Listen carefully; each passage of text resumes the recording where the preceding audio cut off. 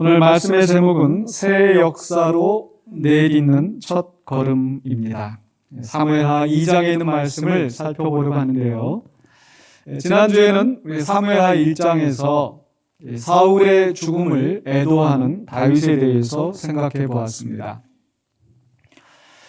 다윗에게 있어서 사울은 자기를 죽이려고 하는 원수였지만 그가 죽은 것에 대해서 그는 기름 부음 받은 자가 죽었기 때문에 이것은 하나님의 영광이 훼손되는 것이고, 또 이스라엘의 영광, 이스라엘의 대표자인 왕이 죽었기 때문에 공동체의 큰 손실이며, 또 그 자신도 하나의 귀한 생명으로서 피 흘림을 당하여서 죽게 되었기 때문에 큰 손실이라는 것, 이런 것들을 생각을 하면서 다윗은 애도하였습니다. 자기 자신만 애도한 것이 아니라 온 나라가 함께 애도하도록 하였죠. 그러나 지금 다윗의 상황이 또 그 이스라엘을 생각할 때에 그 애도에만 매달려 있을 수가 없습니다. 왜냐하면 이제 이 이스라엘은 블레셋과의 전쟁에서 대패하고 그 왕이 죽고 또 많은 성읍들이 블레셋 사람들에게 빼앗겨서 지금 이스라엘은 큰 위기 가운데 있는 거죠. 이런 상황에서 다윗은 뭔가 행동을 했어야 했습니다. 그게 바로 2장에서 나라를 세워가기 위한 새로운 역사를 위해서 첫 걸음을 떼는 다윗이 나오는 거죠. 오늘 2장에서 첫 번째 1절로 4절 상반부까지는요, 다윗이 유다의 왕이 되었다는 것, 유다의 왕으로 취임하는 상황이 나옵니다. 사실 사울이 죽기는 했지만은 다윗이 왕이 되기에는 여러 가지 어려운 불확실한 상황들이 앞에 있었습니다. 사실 사울과 그 요나단이 죽었다 하더라도 그 사울의 남은 세력들이 있어서 또 그들이 어떻게 나올지, 만약에 다윗이 왕이 되었을 때 또 그들과 전쟁을 치러야 하는 어려운 상황이 있는 거죠. 또 외부적으로는 이 블레셋 사람들이 새로운 왕이 그 이스라엘에 나왔을 때 가만히 내버려 두지는 않을 거라는 거죠.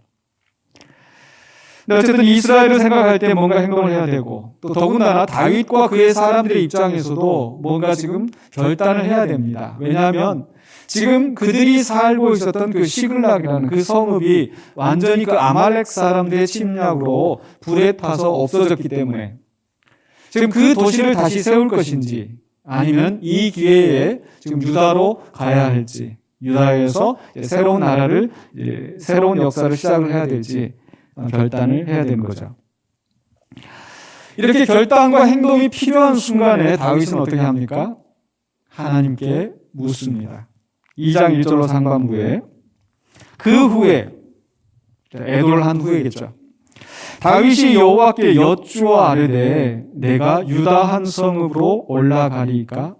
하나님께 묻는 겁니다. 이렇게 하나님께 묻는 다윗의 모습은 그 앞에서 이 비참한 죽음을 당한 사울과 대조가 됩니다. 사울이 왜 죽었다고 했습니까? 여호와께 묻지 아니하였으므로.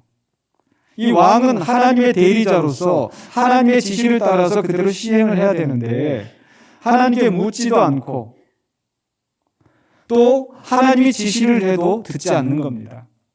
하나님이 대답하지 않으신다고 해서 그는 신접한 여인을 찾아갔죠.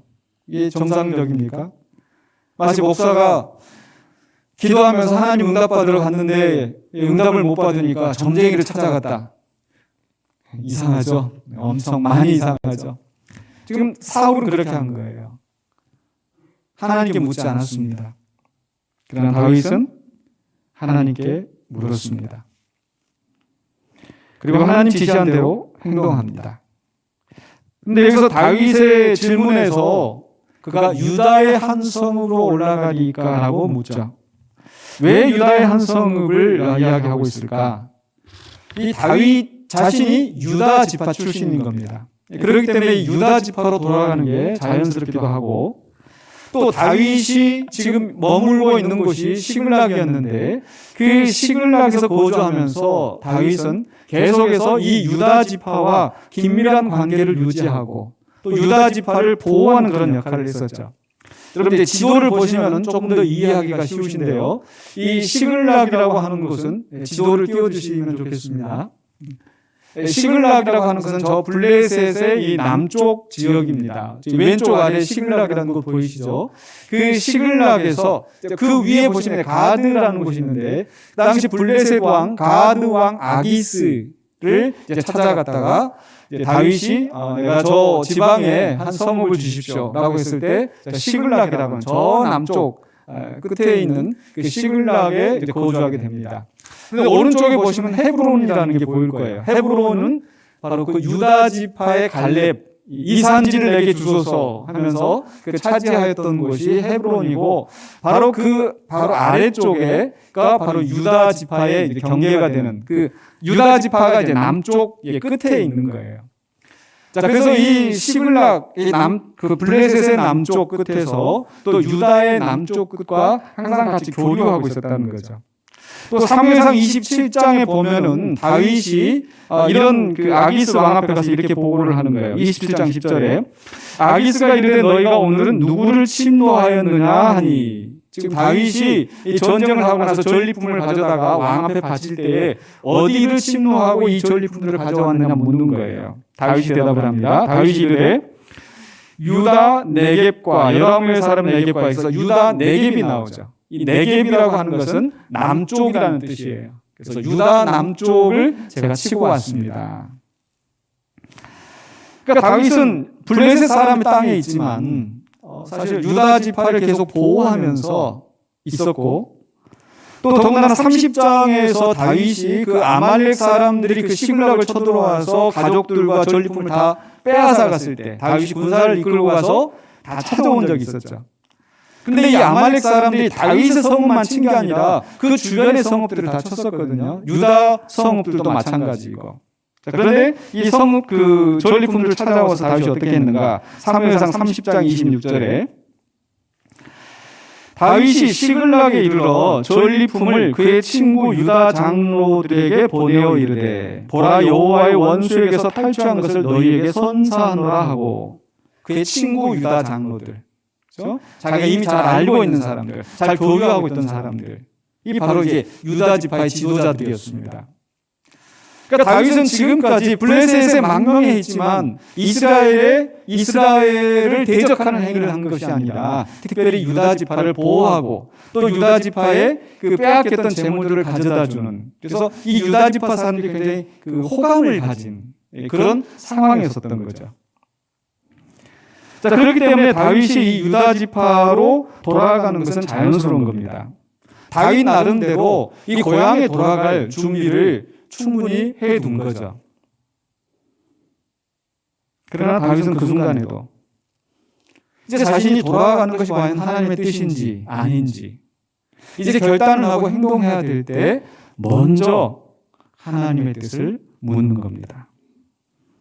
하나님 대답하십니다. 사무엘하 2장 1절 하반부에 여호와께서 이르시되 올라가라. 다윗이 또 묻습니다. 어디로 갈까요?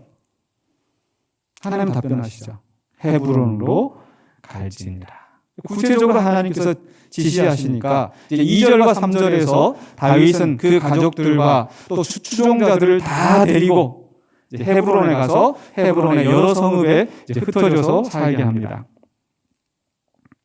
자, 그랬더니 어떤 일이 일어났어요? 2장 4절 상반부에 유다 사람들이 와서 거기서 다윗에게 기름을 부어 유다 족속의 왕으로 삼았더라. 왕으로서 이제 취임을 한 거예요.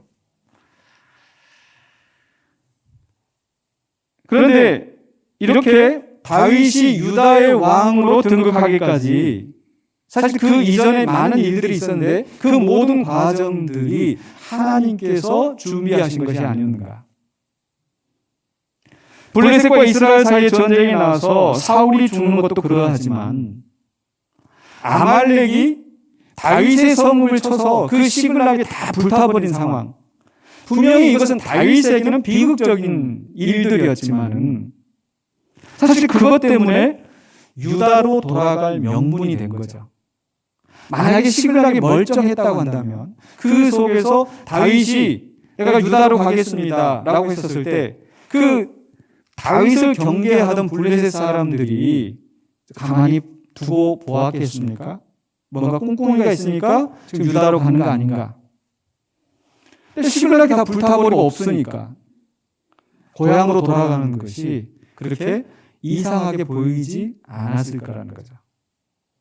무슨 얘기냐면 사실 이 하나님은 모든 역사 가운데 하나하나씩 다 준비해 오시고 일을 이루어 오셨습니다. 그러니까 다윗의 모든 일들을 하나님이 가장 잘 아시는 거죠. 그렇기 때문에 어떤 행동을 하고 결단을 할 때 하나님께 묻는 것이 가장 최선의 방책이 되는 겁니다. 자, 그런데 여기서 또 한 가지 생각할 것은요. 왜 굳이 온 이스라엘의 왕이 되게 하지 않으시고 이 유다 족속만의 왕이 되게 하셨는가? 이것도 하나님의 뜻이 있는 겁니다. 당시 상황은 블레셋 사람들이 지금 사울의 군대를 다 이기고 실제로 지금 이스라엘을 지배하고 있는 세력이 되었습니다.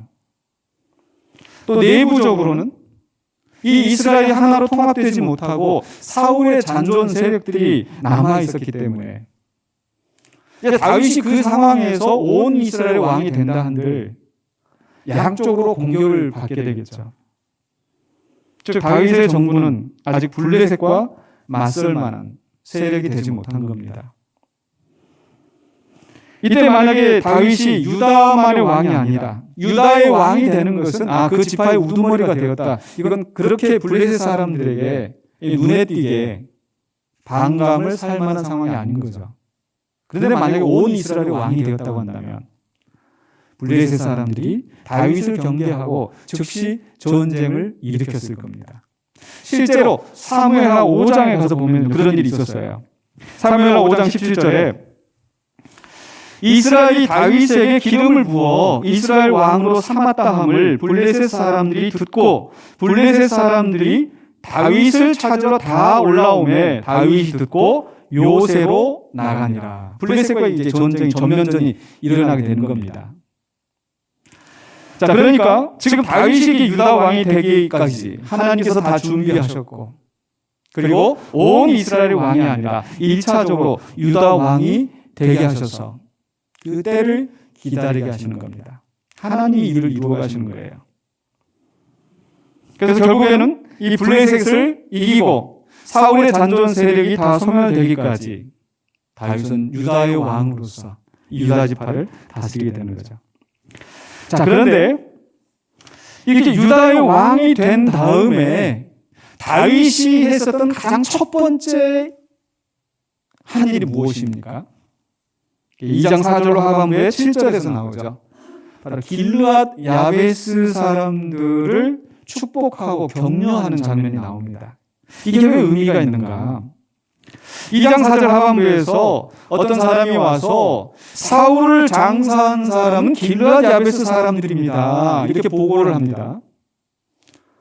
이게 어떤 일입니까? 바로 사무엘상 31장에서 우리가 그 부분은 자세히 살펴보지 못했는데 이 사울의 시체를 블레셋 사람들이 어떻게 처리했어요? 그 머리는 자르고 그 갑옷이랑 그 기구들은 다 벗기고 해체해서 이 블레셋 여러 지경으로 다 보내고 산당에 두고 조롱거리로 삼고 그리고 그 머리 없는 사울의 시체 또 사울의 아들들의 시체는 벳산 성벽에 못에다 박아서 저 걸어두고 있는 거죠.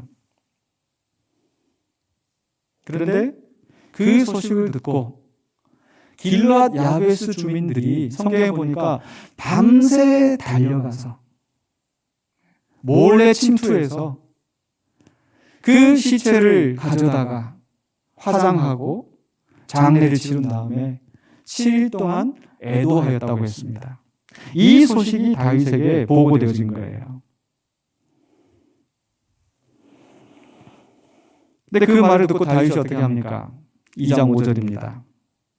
다윗이 길르앗 야베스 사람들에게 전령들을 보내 그들에게 이르되 너희가 너희 주 사울에게 이처럼 은혜를 베풀어 그를 장사하였으니 여호와께 복을 받을지어다. 지금 누구에게 은혜를 베풀었다고요? 사울에게. 사울을 지금 누구라고 표현하고 있어요? 너희 주 사울에게. 다윗의 입장에서는 사울이 별로 이렇게 달가운 사람이 아니잖아요. 근데 사울한테 잘하는 사람들을 다윗이 어떻게 봐야 되겠어요? 나를 미워하고 나한테 원수인 사람한테 잘하는 사람은 그 사람도 우리가 믿게 보이는 게 인지상정이겠죠. 아니 나랑 원수가 아니더라도 나 말고 다른 사람한테 잘하는 거 질투가 나고 나한테 잘해줬으면 좋겠고 그게 사람의 마음 아닙니까? 예를 들어서 이 목사도 다르지 않더라고요. 어떤 목사가 이제 교회에 이제 취임을 했는데 거기 원로 목사님 있는 거예요. 원로 목사님 있으면 교인들이 원로 목사님을 극진히 섬기고 이런 걸 봤을 때 이 후임 목사가 어떻게 해야 되겠어? 마음속에서 좋아야 돼요? 나빠야 돼요? 좋아야 되겠죠. 근데 실제로 좋을까요? 안 좋을까요? 그게 잘 이해가 안 되시면 내가 시집을 갔는데 남편이 시어머니한테 아주 극진히 효도를 해. 사실은 좋아야 돼요. 그죠? 근데 우리 인간의 이 좁은 마음이 안 좋아져요. 다윗은 칭찬하고 격려하면서 너희 주 사울에게 이처럼 은혜를 베풀었으니 잘했다. 여호와께 복을 받을 거야. 그러면서 다윗은 또 이야기합니다. 6절에 너희가 이 일을 하였으니 이제 여호와께서 은혜와 진리로 너희에게 베푸시기를 원하고 하나님이 너희에게 갚아주실 거야. 근데 하나님은 갚아주시는 게 아니라 뭐예요? 나도 이 선한 일을 너희에게 갚아줄 거야. 근데 그 선한 일이란 게 뭔가? 다윗이 갚아주는 선한 일이 뭔가? 2장 7절에 나오는데요. 이제 너희는 손을 강하게 하고 담대히 할지어다. 너희 주 사울이 죽었고 또 유다 족속에 내게 기름을 부어 그들의 왕으로 삼았음이라 하니라. 이 말 뜻이 명확하게 어떤 상황인지 잘 안 떠오르실 수 있는데요. 사실 이 길르앗 야베스 주민들이 사울을 장사한 것은 바로 사무엘상 11장에서 그들이 암몬 사람의 공격을 받았을 때 사울이 군사를 이끌고 그들을 구원해 줬거든요. 그래서 그 의리, 그 은혜에 감사해서 지금 사울을 장사한 건데 이제 그 사울이 죽은 거예요. 그렇다면 이 사람들은 이제 다시 자기들을 보호해 줄 왕이 없는 거죠. 그런데 그 사람들에게 다윗이 걱정하지 마. 담대해. 손을 강하게 담대해. 그 말은 뭐예요? 내가 너희들을 지켜줄게. 내가 너희들을 보호해줄게. 너희 주 사울은 죽었지만 내가 지금 유다 족속들이 내게 기름을 부어 왕으로 삼았는데 이제 내가 당신들을 책임질게. 이런 얘기를 하는 거예요. 그런데 여기서 이 다윗이 길르앗 주민들에게 한 메시지가 왕으로서 이제 너희를 보호하겠다고 하는 말이 어떤 의미가 있을까? 다른 사람들에게. 사실 다른 사람들은 이스라엘 사람들은 지금 그동안 사울이 군인들을 다 이렇게 소집하면 다 거기 가고 사울이 가서 다윗을 쫓아라 그럼 다윗 쫓아가고 그렇게 했을 거 아니에요. 근데 다윗이 유다 족속의 왕이 되었으니까 이제 큰일 났다. 우리한테 보복하지 않을까 이런 생각을 하지 않았을까요? 근데 다윗은 지금 이 길르앗 야베스 사람들에게 호의를 베품으로써 사실 모든 이스라엘 사람들, 그동안에 사울에게 충성했던 그 사람들도 차별하지 않고 다 포용하겠다고 하는 그 메시지를 선포한 거예요. 더군다나 다윗이 지금 전령을 길르앗 야베스 사람들한테 전령을 보냈다고 했잖아요. 여러분 지도를 다시 한번 보시면요, 이 길르앗 야베스 사람들이 어디 살고 있는가? 지금 다윗은 헤브론에서 유다, 그러니까 남쪽에서 유다의 왕이 되었어요. 근데 길르앗 야베스는 어디가 있어요? 저 북쪽에 갈릴리 가까이에 있잖아요. 북쪽에. 근데 바로 밑에 마하나임이라는 곳이 보일 겁니다. 그 마하나임 이제 바로 그 다음 장면에서 이 사울의 잔존 세력들이 거기 마하나임에 가서 거기서 이제 정부를 세우고 이 이스라엘을 지금 이제 통치하고 있는 상황이거든요. 그러니까 사울한테 이렇게 은혜를 베풀었으면 누가 칭찬을 해야 돼요, 사실은. 그 마하나임의 그 사울의 아들이 당신이 우리 아버지 장사를 이렇게 잘 치러줬으니까 내가 후사하겠다. 내가 보답하겠다. 내가 당신들을 보호하겠다. 근데 그 사람들의 얘기는 안 나와요. 누가? 저 남쪽에서 유다의 왕이 된 다윗이. 그 사울에게 은혜를 베풀었던, 사울에게 충성을 다했던 그 사람들까지 다 포용하는 그런 정책을 펼친 거예요. 다윗은 유다의 왕이 되었지만 유다 사람들만 위하여서 그 일을 하는 것이 아니라 하나님이 택하신 모든 족속들, 하나님의 백성들을 다 포용하는 그런 정책을 펼치기로 한 것입니다. 그 다음 장면에서는요, 8절로 11절에서는 이스라엘의 왕이 된 이스보셋에 대해서 소개를 하고 있습니다. 2장 8절로 9절에 사울의 군사령관 넬의 아들 아브넬이 이미 사울의 아들 이스보셋을 데리고, 여기서 임이라고 하는 것은 지금 앞에 이야기가 나오기 전에 사실 먼저 이 이스보셋을 데리고 가서 마하나임으로 건너갔다. 그리고 길르앗과 아술과 이스라엘과 에브라임과 비냐민과 온 이스라엘의 왕으로 삼았더라. 지금 유다에서 사람들이 다윗을 왕으로 세웠는데 저 아브넬은 마하나임에 가서 이스보셋을 왕으로 세운 거예요. 지금 성경은 이 두 왕을, 두 나라를 대조시키고 있습니다. 어떻게 대조시키는가? 다윗이 유다의 왕이 된 것은 누가 인도하셨어요? 하나님께서. 다윗은 하나님께 묻고 하나님께 가라 하신 곳에 가서 그곳에서 하나님의 뜻을 따라 왕이 되었는데, 이스보셋은 누가 왕으로 세운 겁니까? 아브넬이. 아브넬은 누구예요? 이 성경에 이제 족보들이 나오는데 이 아브넬은 사울의 사촌입니다. 그래서 항상 이 권력의 중심에 있었고 군사령관이었는데, 이제 사울이 죽었으니까 자기의 세력을 또 잃어버리게 될까봐, 그래서 사울의 남은 아들, 전쟁터에도 나가지 못하고 보잘것없는 그 힘이 없는 이스보셋을 허수아비 왕으로 내세우고 자기의 세력을 유지하는 거예요.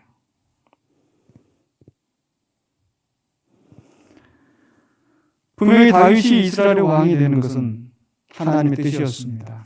그런데 여기서 우리가 배워야 할 교훈이 있다면, 하나님의 뜻이라 하더라도 그것이 반말 없이, 방해 없이, 반대 없이 그저 순탄하게 이루어지지만은 않는다는 겁니다. 왜냐하면 하나님의 선하신 뜻을 막으려는 악한 영의 역사가 있고, 자기의 욕심대로 자기의 권력을 유지하며 자기의 이권을 챙기려고 하는 그런 사람들이 있기 때문에, 아브넬이 그러했었고요, 그를 따르는 잔존 세력들이 그러했습니다. 그들이 왜 굳이 마하나임으로 가서 이 이스라엘 본토에 있지 않고 마하나임으로 갔을까요? 그 본토에는 블레셋 사람들이 차지하고 있는 거예요. 블레셋과의 전쟁에서 다 패배하고 그 나라를 블레셋에게 넘겨주었는데도 여전히 자기들의 권력을 유지하기 위해서 또 나라를 세우고 거기서 정부를 유지하는 겁니다. 사실 이 상황이 사울이 하나님께 버림을 받고 심판을 받아서 이스라엘이 패배하고 블레셋에게 나라를 뺏긴 상황, 그 가운데 다윗이 하나님의 마음에 맞는 왕으로 세워져서 유다 족속의 왕이 되었다면, 다윗에게 힘을 보태서 나라를 정비하고 블레셋과 싸워서 이 나라를 바로 세울 생각을 해야 되는데, 그들은 여전히 분열하고 분리하고 자신들의 세력을 유지하는데 그 급에 있는 겁니다. 그런데 이 순간에 다윗은 그들에 대해서 어떻게 했는가? 다윗은 결코 조급하게 행동하지 않았습니다. 성경에 보니까 2장 10절로 11절 마무리되어진 장면 이렇게 기록되어 있어요. 사울의 아들 이스보셋이 이스라엘 왕이 될 때 나이가 40세이며 2해 동안 왕위에 있으니라. 유다 족속은 다윗을 따르니 다윗이 헤브론에서 유다 족속의 왕이 된 날수는 7년 6개월이더라. 그러니까 유다의 왕으로 7년 6개월을 기다리고 있었던 거죠. 만약에 다윗이 즉시 지금 이 마하나임으로 간 이 사람들과 싸워서 그 이스라엘 왕이 되려고 했다면 이스라엘의 동족의 피를 흘리는 그런 상황이 되었었겠죠. 그래서 사실 저는 이 말씀을 생각할 때 저에게 좀 큰 위로가 되는 부분들이 있었습니다. 또 한 가지 다른 사건이 하나 있습니다. 그 사건 먼저 설명을 드리고 말씀드릴게요. 우리 성도님 그 교회에 이제 그 선인장을 기증해 주셔가지고 선인장이 그때 좀 몇 개가 있었는데 화분이 이게 날씨가 추워지니까 이 선인장이 막 잎이 막 노랗게 막 변하는 거예요. 초록색으로 화들짝 피어있던 그 선인장이 잎이 노랗게 변하고 다 죽어가는 것처럼 보여서 이 교회가 추워서 그러나 보다 하고 제가 몇 개를 제가 이제 목양실에다가 갖다 옮겨놨는데 이 노란 게 점점 더 말라져가지고 아주 추레하고 보기가 싫은 거예요. 그래서 제가 이 노란 거 다 따버려야지 하고 이렇게 딱 따려고 봤더니 이 딱 땄더니 그 선인장에서 하얀 우유 같은 막 이게 진액이 막 나오는 거예요. 그래서 아이고 얘가 얼마나 아플까 그 생각이 들어가지고 더 따지는 못하고 마음이 약해가지고 그러고 또 이제 더 놔뒀더니 그대로 더 막 계속 말라가는 거예요. 보기 싫긴 한데 또 막 이렇게 또 진액이 흘러나올까봐. 근데 한참 뒤에 나중에 보니까 아주 빼짝 말라갖고 있는데 제가 물을 주느라고 탁 건드려 보니까 건드려졌는데 그냥 잎이 그냥 톡 하고 떨어지는 거예요. 거기에 이 하얀 진액이 나올까요? 안 나올까요? 더 이상 안 나오더라고요. 야, 시간이 되면 말라서 지가 떨어지는구나. 무슨 일인지 아시겠어요? 때가 되지 않아서 내가 조급하게 어떻게 하려고 치면 또 문제가 생길 수 있는데 인내하고 기다리니까. 사실 인내하고 기다린 게 아니라 그냥 어떻게 하지 못하고 기다렸는데 우리 교회 상황하고 좀 연결이 되어졌던 게 우리 성도님들도 그런 질문을 합니다. 우리 교회가 이제 다 교단 탈퇴하고 다 이렇게 안정이 되고 했는데 언제까지 또 이렇게 여전히 남아있는 그런 일들 또 이런 상황을 또 지켜봐야 됩니까? 언제 끝나는 거예요? 언제 마무리되어지는 거예요? 답답한 일도 있고. 근데 제가 그 선인장을 보면서 은혜를 받았어요. 때가 되니까 말라서 떨어지는구나. 물론 다른 게 있다면은 이 선인장은 뭐 다른 것 없이 이제 혼자 말라져 가는데 이 사람은 또 그렇지 않더라고요. 여러 가지 문제를 일으키고 또 성가시게 하기도 하고. 근데 그게 중요한 게 아니라 하나님께서 때가 되면 이루신다는 거. 그 속에서 다윗은 내가 할 일이 무엇인가? 내가 돌봐야 할 사람들, 내가 감당해야 될 일들. 이제 그 뒤로 이제 쭉 나오는 거 보면 다윗이 블레셋을 치고 또 여러 가지 일들을 하면서 자기 삶을 감당하는 거예요. 그러면 하나님께서 또 뜻하신 그 때에 마무리를 지으시더라고요. 여기까지 이제 다윗이 바로 새 역사를 위해서 첫걸음을 뗀 유다의 왕이 된 그런 역사였습니다. 다윗은 분명히 사울의 죽음, 옛 시대의 종말을 보면서 애도하였지만 또 새 시대를 바라보면서 신속한 결단을 하고 행동을 하였습니다. 저는 이것이 우리에게 주는 중요한 신앙적인 교훈이 있다고 생각을 합니다. 특별히 우리 교회를 생각할 때 하나님께서 이제 2022년에 새로운 역사를 위한 새 출발을 할 수 있는 기회를 주셨어요.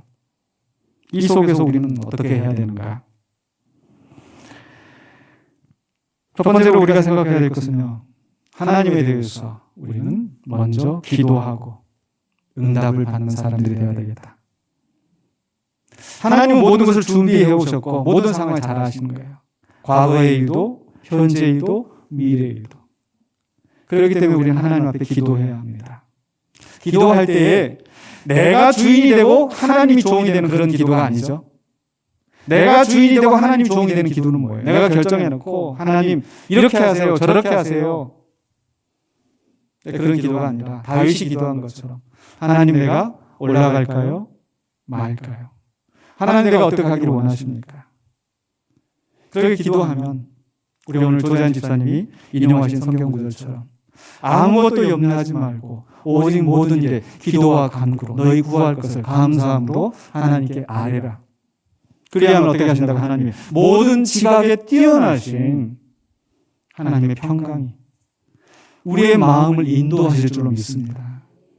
그런 마음으로 하나님 앞에 기도하는 거예요. 하나님의 응답을 구하는 거예요. 두 번째로는요, 다른 사람들에 대해서 관용을 베푸는 관대한 자가 되어야 합니다. 하나님께서 우리에게 은혜를 베푸신 걸 생각하면서 다른 사람들에게 관용을 베푸는 자. 세 번째로는요, 분명히 우리가 이 새 역사를 위한 이 걸음을 옮겨갈 때 반대가 있다라는 거, 장애가 있다라는 거. 그렇기 때문에 그 장애를 있다 하더라도 두려워하지 않고 때가 되면 이루시는 하나님을 바라보면서 묵묵히 그 길을 가야 될 줄 믿습니다. 인내해야 합니다. 사실 다윗뿐만 아니라 가장 완벽한 이런 모범을 보이신 분이 바로 예수님이시죠.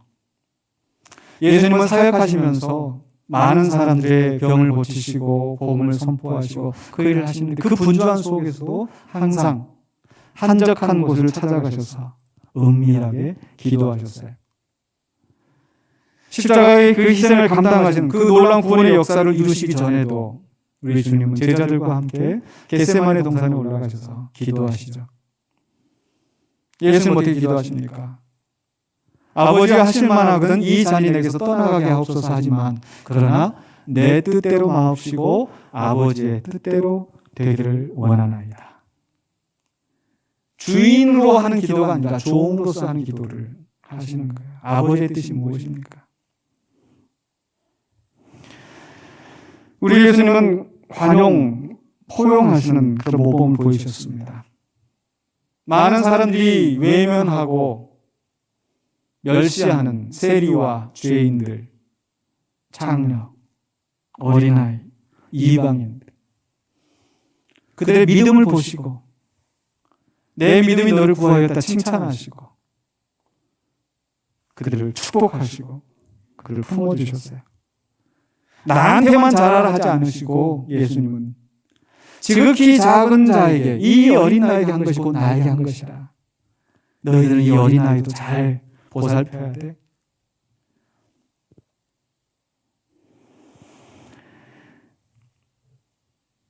우리 예수님은 많은 사람들을 포용하시고 그들에게 선을 베푸시는 또 그들이 서로 선을 베풀기를 원하셨던 거죠. 심지어 십자가에서 죽임 당하실 때도 그 원수를 위해 아버지가 저들을 불쌍히 여기소서 기도하셨던 우리 주님, 포용하시는 관용을 베푸시는 주님이셨습니다. 세 번째로 우리 주님은 분명히 하나님의 아들이시고 존귀와 영광을 받으시기 합당하시지만 그 많은 반발을 겪으셨어요. 하나님께서 그 아들을 세우시고 성령으로 충만하게 하시고 이는 내 사랑하는 아들이요 내 기뻐하는 자라.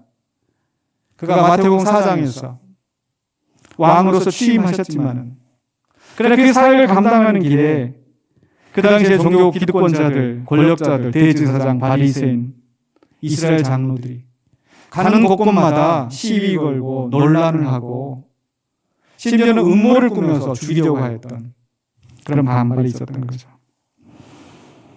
그런 속에서 우리 주님은 묵묵히 복음을 전파하시는 사명을 감당하시면서 끝까지 하나님의 뜻을 이루시는 희생의 길을 가셨습니다.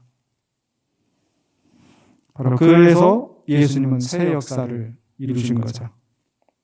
오늘 우리는 그 예수님을 본받기를 원합니다. 저는 분명히 우리 2022년부터 또 하나님께서 새로운 역사를 이루어 가시기 위해 준비하시고 또 우리에게 그 길을 열어주셨다고 생각합니다. 이제 우리는 그 길을 가야 합니다. 그 길을 가야 할 때 세 가지를 꼭 기억하시기 바랍니다. 첫 번째는요, 기도해야 돼요. 두 번째로는 관용을 베풀어야 돼요. 세 번째로는 인내해야 합니다. 그래서 주님과 함께 새로운 역사를 이루어 가시는 저와 우리 권사님과 함께 공동체가 되시기를 주님의 이름으로 축원합니다. 기도하겠습니다. 거룩하신 아버지 하나님들에 감사합니다. 오늘 우리에게 주신 은혜, 이 말씀 기억하면서 주의 뜻을 이루기 위하여서 그 걸음을 옮기려고 합니다. 이미 우리에게 허락하신 귀한 새 역사, 그 역사를 바라보면서 또 앞으로 이루실 그 날들을 생각하면서 소망 가운데 이 길을 나가기 원합니다.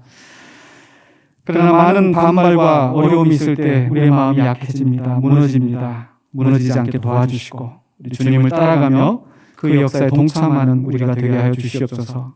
다른 사람들을 포용하는 자가 되게 하여 주시옵소서. 선한 영향력을 끼치는 우리가 되게 하여 주시옵소서.